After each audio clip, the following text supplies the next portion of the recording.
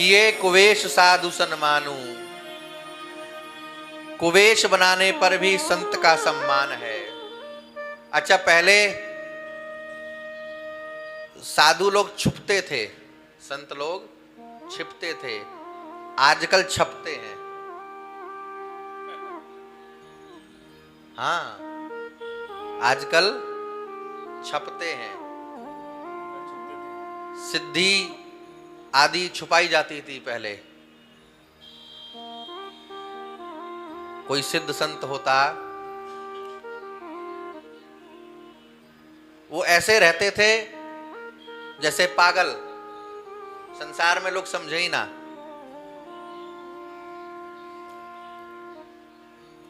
इस प्रकार से रहते थे।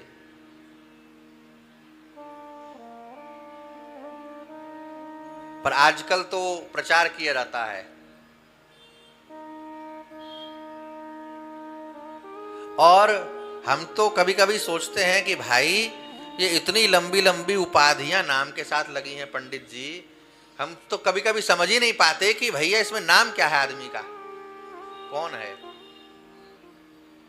और जैसा नाम है ना, काम उसके बिल्कुल विपरीत है।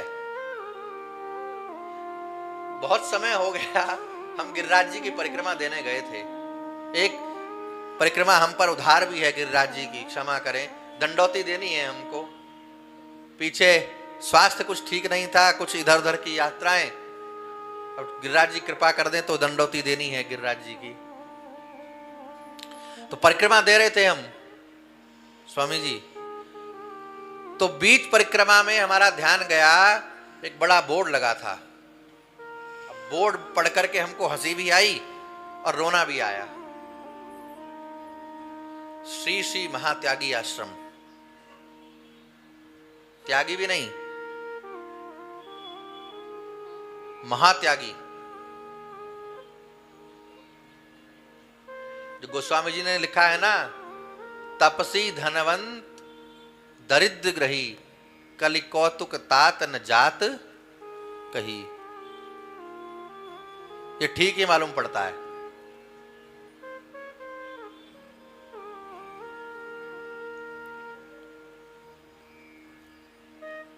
भजन करने वाले को छुप के रहना चाहिए, और भजन करने वाले को भजन भी छुप के करना चाहिए। कब आपने भजन कर लिया, कब आपने जप कर लिया, कब आपने नियम कर लिया, किसी को मालूम ही ना चले।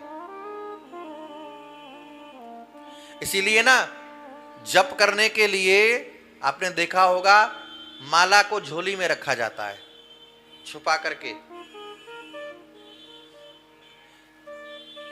कुछ चीजों पर किसी की नजर नहीं पड़नी चाहिए, और 3 चीज तो बिल्कुल गुप्त रखनी चाहिए। कोई कितना भी निकट का हो, कितना भी नजदीकी हो, नहीं बताना। एक तो मंत्र नहीं बताना, जिस मंत्र का आप जप करते हैं, जो गुरुदेव ने मंत्र दिया, अथवा तो किसी संत ने आपको प्रदान किया, जो मंत्र आप जपते हैं वो गुप्त रहना चाहिए, किसी को मालूम न चले। दूसरा है मूर्ति, जो आपके ठाकुर जी हैं, आपका विग्रह है, आपकी निजी सेवा का विग्रह, पर्सनल, जो वो गुप्त रखने चाहिए, सबकी नजर में ना आवे।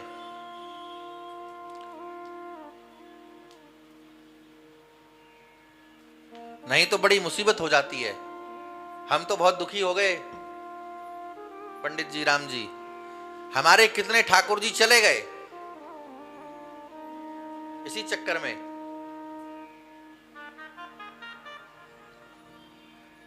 नजर पड़ जाए और लोग भैया जान ही ले लें हमारी।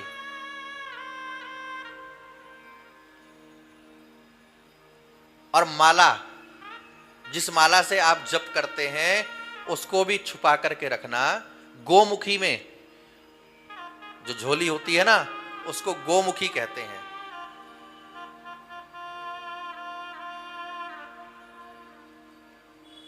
उसमें रख करके जप करना चाहिए। अपनी साधना की जो वस्तुएं हैं उनका बड़ा सम्मान करना चाहिए, आसन का बड़ा सम्मान करना चाहिए। कभी भी आसन को पैर से नहीं खींचना चाहिए, बड़ा भारी पाप लगता है, आधा भजन आपका नष्ट हो गया। कई लोग क्या करते हैं, आसन लिया ऐसे पटका और फिर पैर के अंगूठे से उसको सीधा करेंगे, खींचेंगे। ये गलत बात है। माला